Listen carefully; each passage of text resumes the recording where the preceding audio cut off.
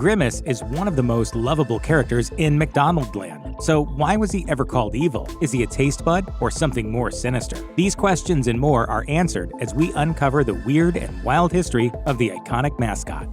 Launched in the early 1970s, commercials set in the fantasy world of McDonaldland featured such colorful characters as Ronald McDonald, the sandwich-stealing Hamburglar, and the breakfast-loving Birdie the Early Bird. In his earliest appearance, Evil Grimace's strange and unsettling qualities were already on full display. With multiple soft drink cups stashed haphazardly in his 2 pairs of arms, the purple thief unnaturally bumbled and stumbled, oblivious to his surroundings. Ultimately, though, his nightmarish appearance and over-the-top antics fell flat with younger audiences, as he was deemed too creepy and disturbing for them. As former Chief Creative Officer Ron Burgold recounted in an article for QSR magazine, the original Grimace was scaly, mean-looking, had 4 arms, and had no charm whatsoever. He scared kids. According to Burgold, Evil Grimace's lack of connection with consumers prompted McDonald's to completely rebrand the character. He told the outlet, "We changed him to a soft, plush, 2-armed blob of a sweetheart." Not all of the mascots received the same second chance that Evil Grimace got, though. Characters like Mayor McCheese, Officer Big Mac, the Fry Kids, and Captain Crook were among the McDonaldland characters who were retired or simply faded into obscurity. After his 1971 debut, Evil Grimace appeared at least 2 more times on TV before his reimagining. When Grimace showed up in 1973, he was already sporting his updated look and a tweaked attitude. While previous commercials showed Evil Grimace slinking away from the McDonaldland sun, the now 2-armed Grimace seemed to enjoy basking in the sunlight, even if it caused him to melt. He still retained his obsession with milkshakes, but at this point he was no longer a thief. This personality adjustment likely helped solidify his place as one of Ronald McDonald's most loyal companions. For instance, in a 1977 commercial, we see the 2 colorful characters together on a snowy excursion in a quest for delicious ice cream sundaes. Why are we climbing Hot Fudge Mountain? To get to the topping! Ooh. When the Grimace Shake was announced on June 6, 2023, it was marketed as a celebration of Grimace's 52nd birthday. So, since the character made his debut in the 1971 commercial Evil Grimace and the Movie Director, his birthday confirms that Grimace and Evil Grimace were always the same character. Given the fact that Evil Grimace, and later Grimace, is essentially just a purple blob with arms and legs, it's easy to see him as just a minor character who doesn't require an extensive backstory. However, McDonald's fans did eventually get a glimpse at the furry character's unexpectedly fleshed-out history decades after his rebranding. In a 1999 episode of the direct-to-video animated series The Wacky Adventures of Ronald McDonald, Grimace receives a letter summoning him to a mysterious location, taking him and his friends on a perilous journey filled with pirates, treasures, and sea monsters. The episode reveals that Grimace is actually part of an obscure tribe, an entire species of island dwellers who look just like him, albeit in different shades of purple. It also introduces some of his relatives, including his brother, King Gunga. Subsequent PR materials mention the existence of Grimace's other relatives, his aunts Millie and Tilly, as well as his Uncle O'Grimacy. Of course, Uncle O'Grimacy is a name that longtime McDonald's enthusiasts would undoubtedly recognize.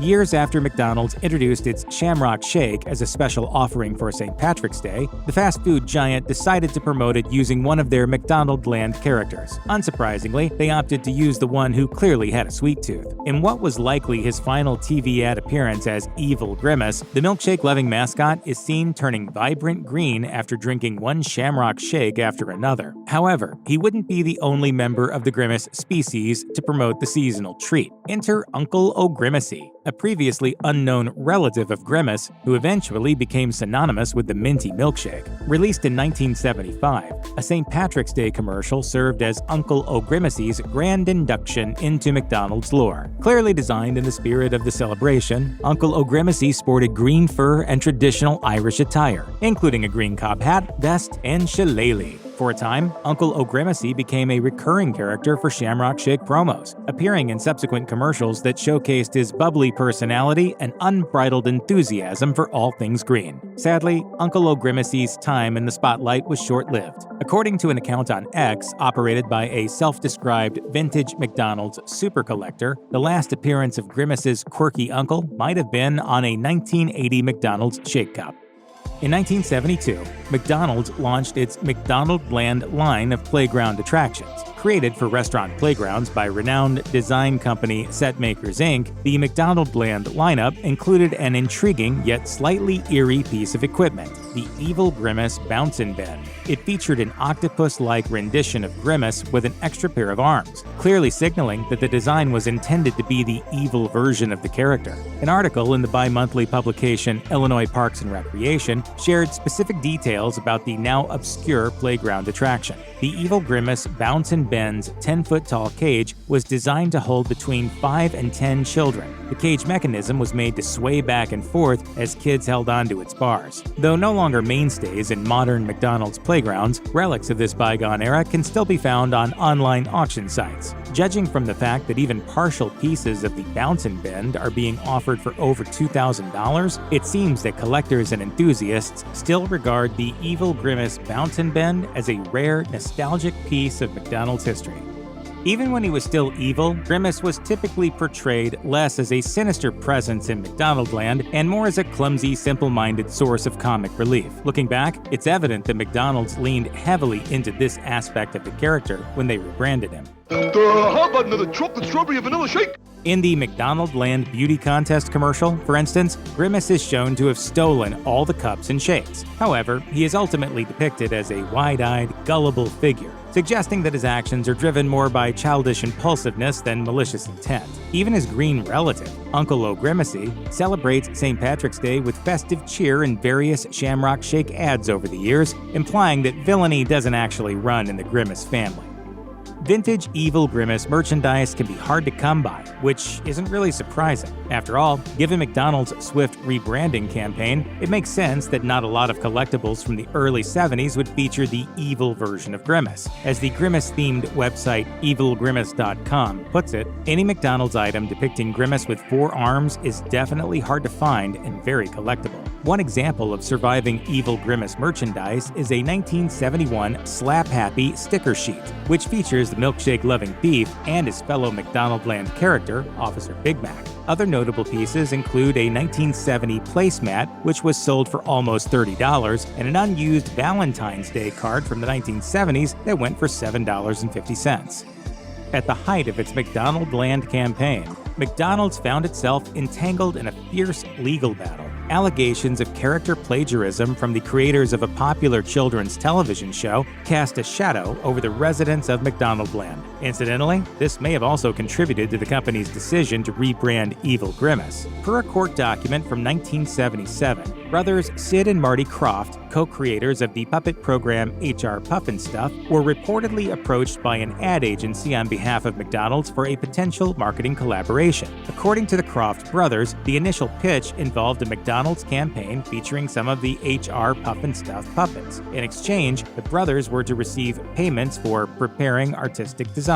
Shortly after, the Krofts were informed that McDonald's was no longer moving forward with the proposed campaign, which turned out to be false. The resulting McDonaldland commercials even featured characters that allegedly bore strong resemblances to certain HR Puffinstuff characters, such as Mayor McCheese. Mayor McCheese was seen as a ripoff of the puppet show's title character.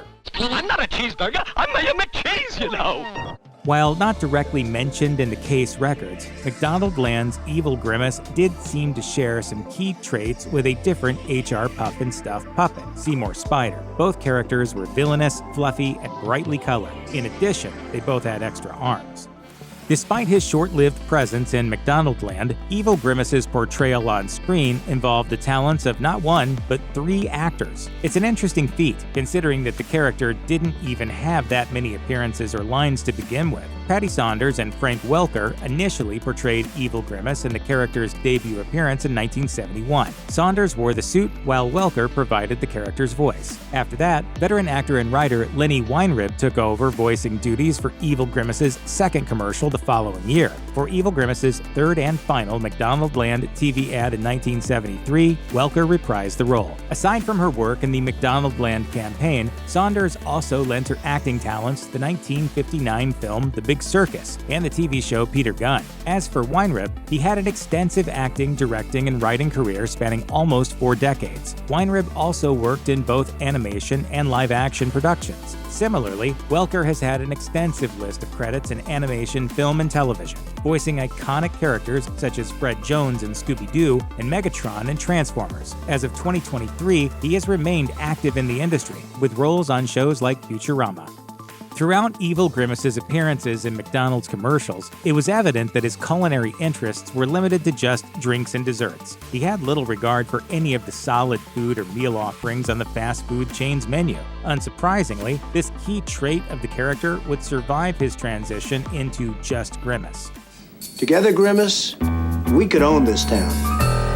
For instance, the McDonaldland beauty contest commercial shows us that the purple behemoth was baffled by the fact that the beverage cups he stole contained neither Coca-Cola nor milkshakes. Similarly, the movie director commercial emphasizes Evil Grimace's singular fixation on sugary beverages. In the ad, he gleefully swipes shakes and cokes, completely ignoring any mention of burgers and fries. And in his final appearance as Evil Grimace in the Shamrock shake commercial, Grimace happily chugs down all the shakes in his arms. With that said, none of this is particularly shocking. After all, there were other characters in the McDonaldland mascot roster who were more than happy to take whatever Evil Grimace wasn't interested in. Hamburglar, for instance, was obsessed with burgers, while Captain Crook fawned over the fillet of fish.